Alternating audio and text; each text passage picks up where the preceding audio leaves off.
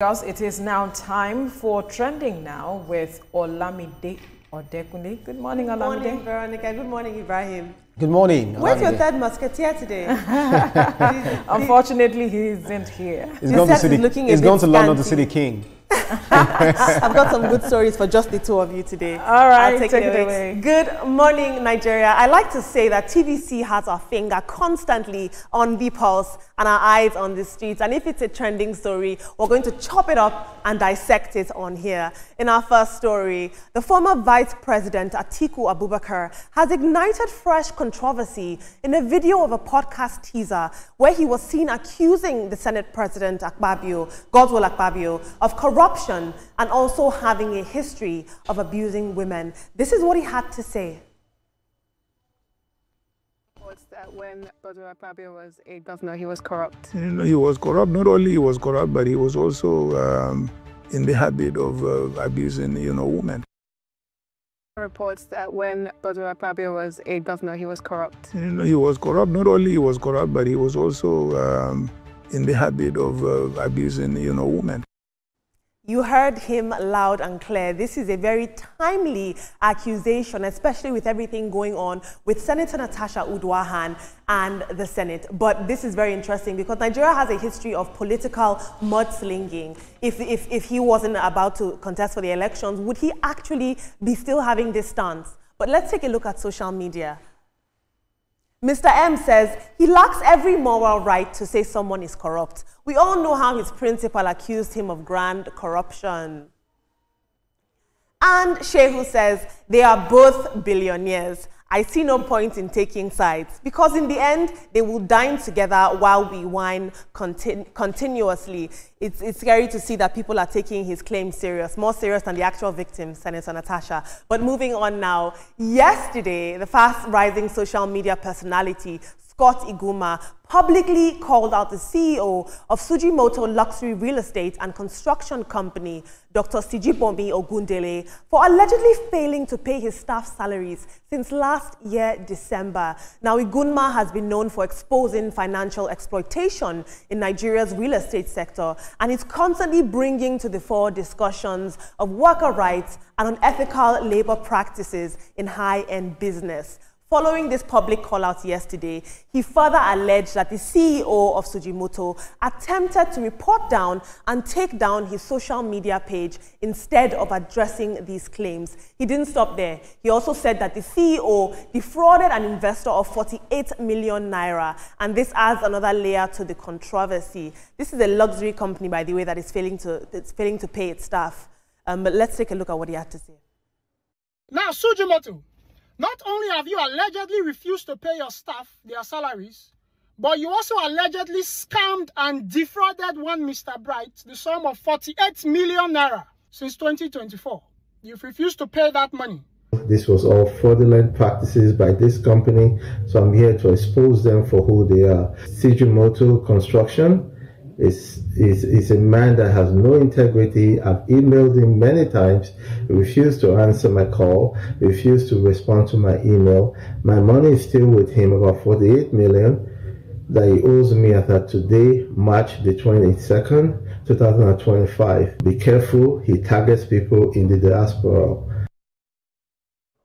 As an entrepreneur, your integrity and your reputation is your legacy and the foundation upon which your business is built. If this is true, this is absolutely unacceptable. But let's take a look at social media. We don't take kindly to Onigbese.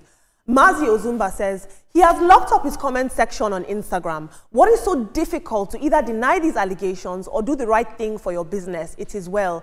You can't censor people like that. Shola says his modus operandi is that he will not give them a contract, so they won't have a legal basis to fight. The unemployment rate in Nigeria really exposes many Nigerians to vulnerabilities like this. Ibrahim and Veronica, I'd love you guys to weigh in firstly on this article allegation. Do we take it more seriously when powerful people, when men accuse men as opposed to women? It's interesting to see, but what I saw there was like it's an audio and that he wasn't really speaking. I don't know if its article really made that no, he did. allegation. And what are the basis for this allegation? Does he have evidence to prove that actually that the Senate President is an abuser, as he termed him? Everyone has to bring, whoever is coming to equity must come with clean hands as it is. So have your evidence, whatever, to back up whatever statement you're making. That then will sit with me. But you just making claims without giving me an evidence, I know too much to, take sides on this matter. So if he comes out with an evidence, then I could say, okay, you are speaking right at this point. Because if it is to just mention names or talk about anybody, he also has other things around him that people have to talk about. Interesting. That's right. So I think the two stories you took back to back, border on corruption. So whoever is accused or have alleged to be corrupt, to have profiteered, or to have what was it called, defrauded anyone, then the best thing to do is not just to come to the social media court, because what are we going to do? We'll talk about it, but it's just for you to go to court. So if that video of former Vice President Atiku Abubakar was anything to go by, then everyone has their hand, filled up with so many things, so many allegations and all of that. So if politician is accusing another politician, or politicians are accusing themselves, we know how they do this. They are all families. They are all one. When they get back to their closets, they know how they you abused me of corruption. You see what I'll do to you. So I don't want to get drawn into anyone who is alleged or accused of corruption. They should go to court and fight it there. Absolutely. And for the matter of Sujimoto, it's sad to hear this. And I know of a popular human rights activist who also doesn't give people contracts and just say, you know what, I'm not giving you ID card, I'm not giving you, just do the job and all of that, and then he can lay you off at any point. But he needs to clear his name if it is true. Sujimoto needs to clear his name, because we've had stories like this and it didn't go down well at all. Absolutely. Ibrahim, I do understand your point about, us taking these allegations of corruption on the government level and on the personal level to the judiciary. However, I have to argue that when systems fail to protect people, they have no alternative but to go to the court of the Fourth Estate. But thank you for your opinion. But still, you can't take laws into your hand. You just have to go use the judiciary at the end of the day. Absolutely. Moving on in our next story, content creator Pella isn't here for the 30-day run challenge that's taking over TikTok, and he's letting Nigerians know the challenge, which lets people vent about the government, is not sitting well with him. Why? He thinks that all ranting could get TikTok banned in Nigeria, messing things up for content creators like himself. Instead, he's telling people to take all their campaigns to Instagram and leave TikTok, where he's making his money, out of it. Look at what he had to say. If you know, say you want to really rancy, go to the markets, go and rancy there. Don't not be TikTok, no rant for here for TikTok. Man rant, TikTok, whoa. Not rant here, oh. Not rant here. If there's not talk about TikTok, if there's an issue, we go there and check. You never share on Instagram, no matter TikTok, TikTok. I've got to take stories like this because this is what, unfortunately, a lot of people are talking about online. But let's take one tweet for lack of time. Morola says, this boy is a perfect example of God's grace in action. He isn't funny and I don't see much substance, but he's also successful. I have to take another tweet. I'm going to take one more tweet.